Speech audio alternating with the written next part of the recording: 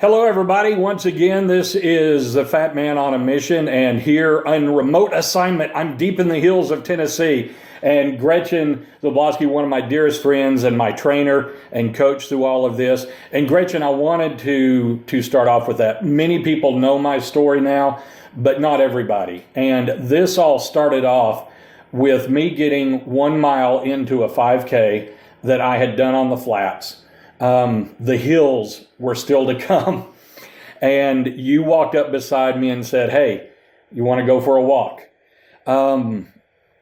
And from there on, you let me do what I needed to do. Folks, trust me, it took me 2.5 hours, a little over, to do that first 5K. I hugged every telephone pole that I saw.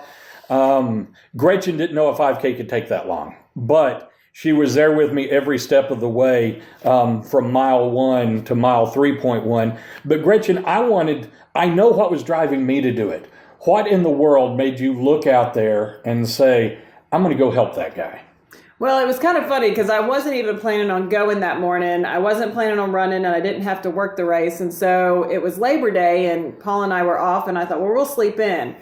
But God had other plans that morning, and he woke me up and said, why don't you just go down and cheer people on? And so I did. And so there was a 1 mile kids run, and then there was the 5K. And so when David was coming back in, I thought for sure he was doing the 1 miler because I didn't think he could make it for 3 miles. And he kept trucking past us out on the 5K course. And so I looked at my friend and I said, "Clody, we got to go walk with him." And so I did. I went up next to him, and I was going to take every step with him. There were several times along the way I thought I was going to be pulling my phone out to call 911. And when he says he hugged every telephone pole, he hugged every telephone pole. But the determination and drive that I saw in this guy, I was just like, it was amazing. And I had to come alongside him and be there. And it was amazing. As we walked, more people came alongside, and he had a posse at the end by the time we completed it. And he was bound and determined. He was not going to let me call 911, even if he laid out on the floor. And what she's saying is the truth. When she pulled up, I knew what she was doing. She was trying to be encouraging and all of that. But I knew she was there on heart attack watch. I knew she was going through every step. She was thinking, okay, do I lay the head back first? How many counts on CPR do I need to do? All of that had to have been going through her mind because it was an 80+ degree day when we started and only got warmer as the day wore on. But it was just a great time. But Gretchen, even after that, you offered your services to me because I was at a point that I couldn't have afforded to go to a trainer at that time. What made you decide, hey, I'm going to invest in this guy? That's just where my heart is, and that's where my love is. I'm employed by a gym, but I don't make a lot of money doing that.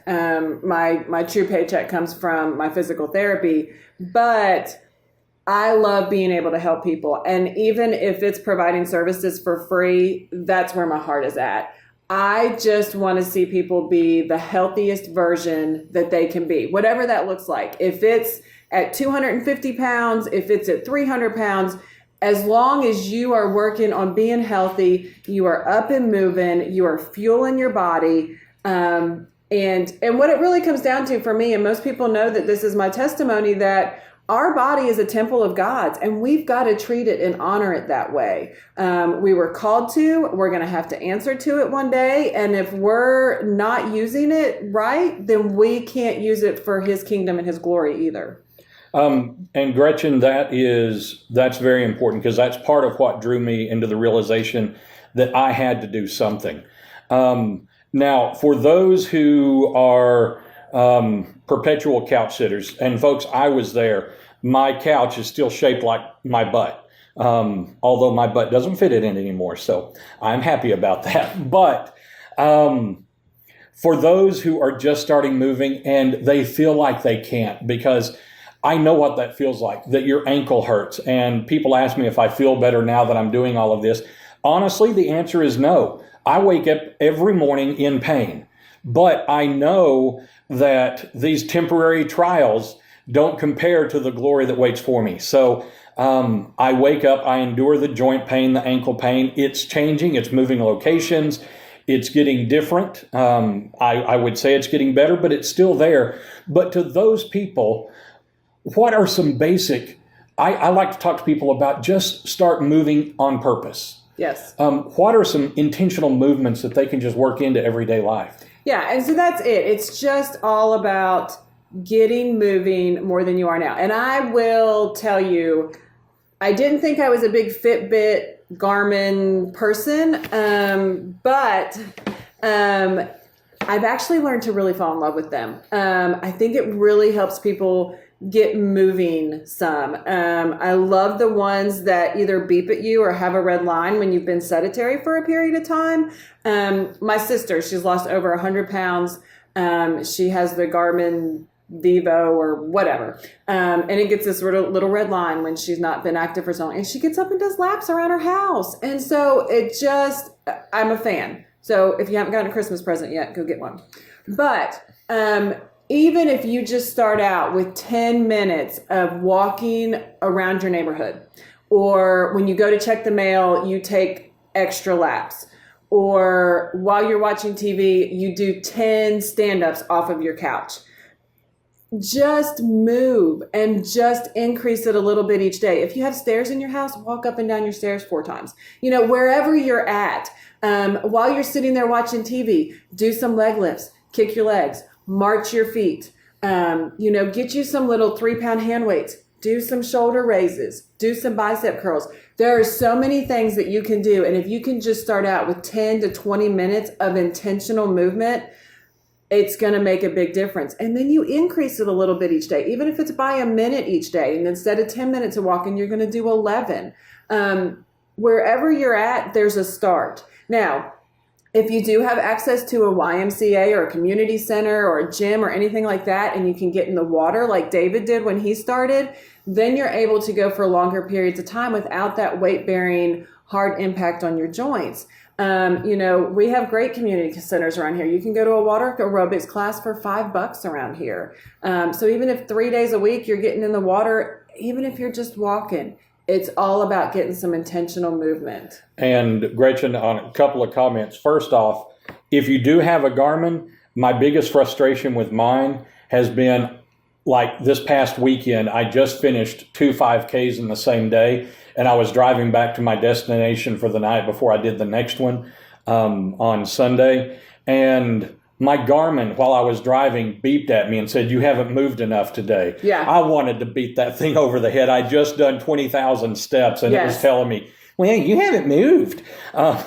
So they can be aggravating, but they are definitely a big help. Now, let me also point out that what she's talking about, 10 minutes a day, I wasn't even at that point when I first started off. My first goal was I wanted to make it off of my porch and to my neighbor's driveway and back. And let me tell you, I did that huffing and puffing. But I did that consistently. And the next week I said, okay, I'm going to make it to the next driveway. And before long, I was doing a 5K.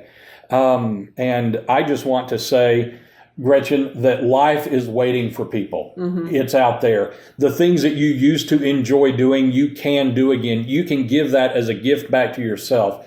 And as I always like to tell folks, life is waiting on you, and it's approximately 3.1 miles from your front door. Yeah. And it is. It's just about, I'm telling you guys, it's not going to be easy. If it was easy, everybody would be doing it. I just ran a half marathon last weekend with a girl. It was her first one.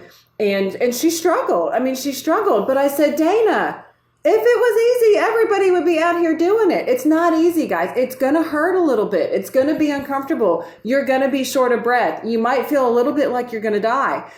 But push. You've got to push. You've got to get a little bit out of that comfort zone. Out of the comfort zone and in the uncomfortableness is where change happens. And you can live your life. This guy hiked the chimney tops in Gatlinburg with me this summer. There's no excuse. Okay. We were rock climbing. He was rock climbing. Okay. There's no excuse.